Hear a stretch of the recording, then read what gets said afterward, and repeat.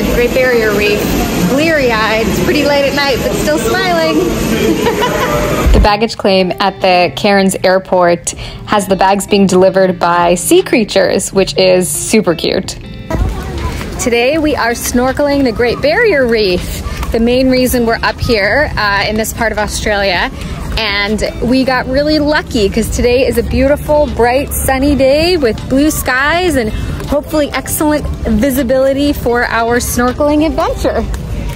Off we go to the marina. And we're off. We're on the boat and ready to snorkel the Great Barrier Reef. Yay! We chartered a boat from a company called Reef Day Tripper for the entire day. It's about a 10-hour trip all the way out to the reef and then all the way back, including the time for snorkeling and lunch. We are on our way. Girls are enjoying this boat, that little mesh thing they get to sit on, and it is a gorgeous day. All is well.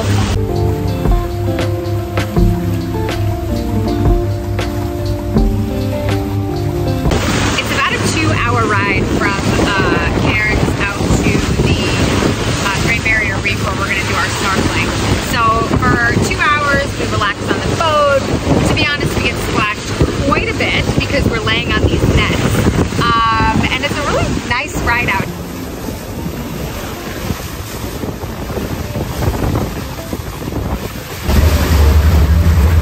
Ready to snorkel?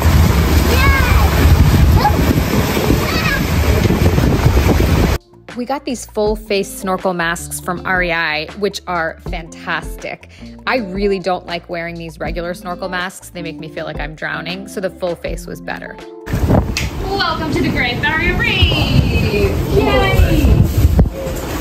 It takes a few minutes to get all the gear on. They have these stinger suits because there are jellyfish in this water, and the stinger suits are a little bit thicker than normal snorkel suits, so they protect from jellyfish stings. Once we were suited up, they gave us these pool noodles and we jumped into the water. Even for strong swimmers, the current in this part of the ocean is pretty strong, so they recommend pool noodles for basically everyone.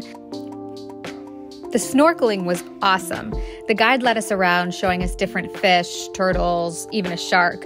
But actually the most interesting part of it was the coral itself. There are so many different varieties of coral in the Great Barrier Reef, and that was my favorite part. We snorkeled for about 3 hours before we headed back. And the ride home was a lot of fun. The boat splashes quite a bit, and the girls were basically riding a water park ride the whole way home. What a day! We had a great day aboard the Day Tripper, and we are now headed back into Cairns. You can see it there in the background. We snorkeled the Great Barrier Reef, saw some cool fish, some sharks.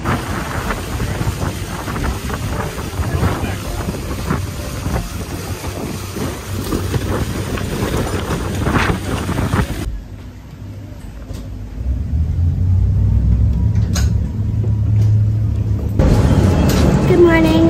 We're just grabbing a quick breakfast before we go off and rent a car and drive out to in search of some waterfalls that we may or may not get to swim in. Aha, we're gonna see.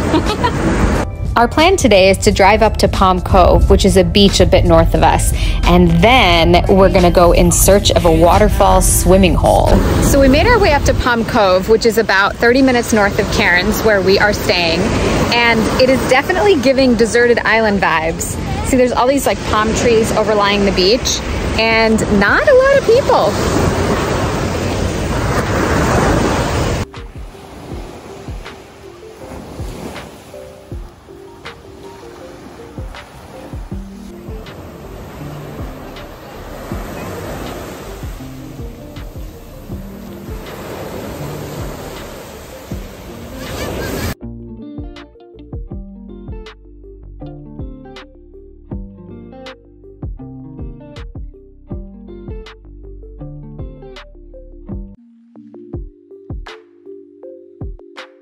And now we go chasing waterfalls. We headed over to Crystal Cascade, which is a hiking trail that leads to a waterfall with a lagoon you can swim in. The hike to get to the waterfall is about a mile, and it's mostly uphill. There's a parking lot at the base with changing rooms and bathrooms, but once you get on the trail, there really isn't anywhere to stop. It does take about 30 minutes to get to the top, and there are a couple of spots you could stop to swim in along the way. Pro tip though, the best swimming hole is at the top. Waterfall swim, anyone?